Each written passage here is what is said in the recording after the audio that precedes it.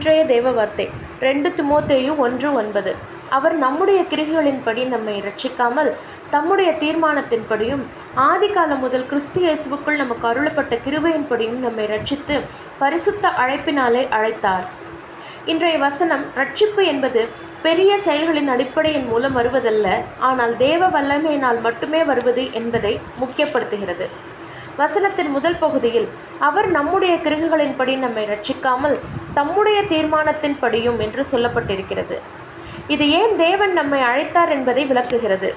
ஏதோ நாம் மற்றவர்களை விட உயர்ந்தவர்கள் என்பதாலும் அல்ல, ஏதோ நாம் பெரிய பெரிய காரியங்களை செய்தவர்கள் என்பதாலும் அல்ல, ஆனால் தேவனுடைய நோக்கத்திற்குள் பொருந்துகிறோம். அதுவும் தேவன் வேண்டும் என்று நினைத்ததால் மட்டுமே ஆகும். நாம் நற்குணம் உள்ளவர்கள் என்பதாலும் அல்ல, அல்லது எதையோ சாதித்து விட்டோம் என்பதாலும் நாம் ரட்சிக்கப்படவில்லை. நாம் ஏதோ ஒன்றை செய்ததால் நாம் மீட்கப்படவில்லை. நம் சொந்த தகுதியினாலோ நாம் தேவனுடைய குடும்பத்தில் தத்தெடுத்து கொள்ளப்படவில்லை.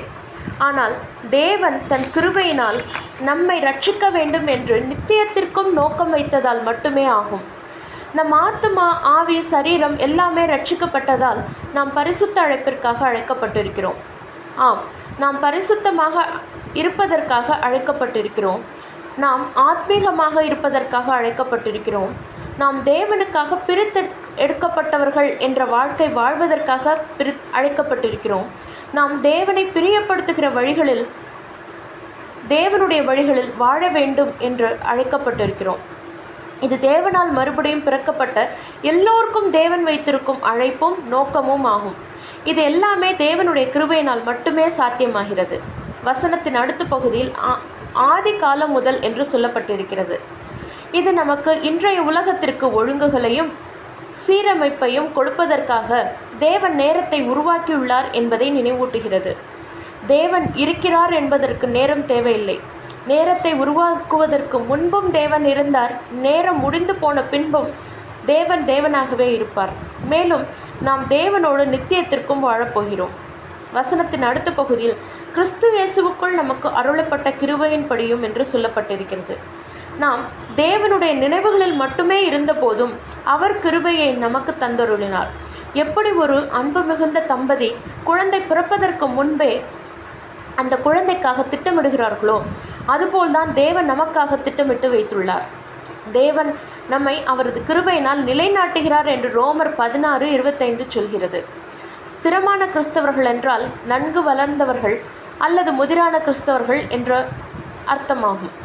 ஒரு நன்கு வளர்ந்த விசுவாசி கிருபையை நன்றாக பற்றி பிடித்தவர்கள் ஆவார்கள்.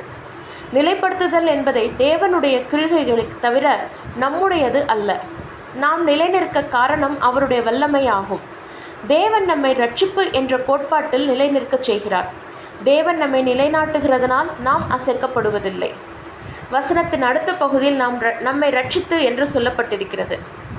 வசனத்தில் இப்பகுதியில் நம்மை ரட்சித்து என்று சொல்லியிருப்பது தேவன் ஆதி காலம் முதல் திட்டமிட்டிருக்கிறார் என்பதை நமக்கு உணர்த்துகிறது.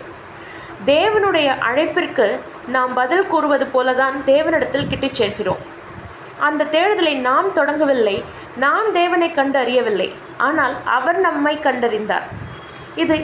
இதை எப்பொழுது நாம் உணர்கிறோமோ அப்பொழுது நாம் தேவனுடைய அழைப்பிற்கு பதில் அளிக்கிறோம்.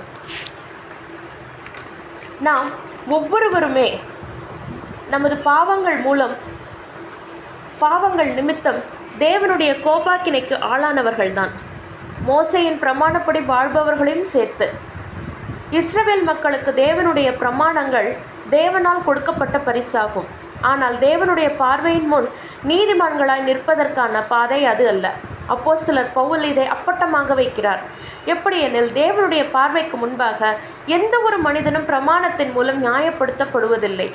இது ஏன் என்றால், எந்த ஒரு மனிதனாலும் பிரமாணத்தின் கிருகைகளை பூரணமாக கடைபிடிக்கவே முடியாது.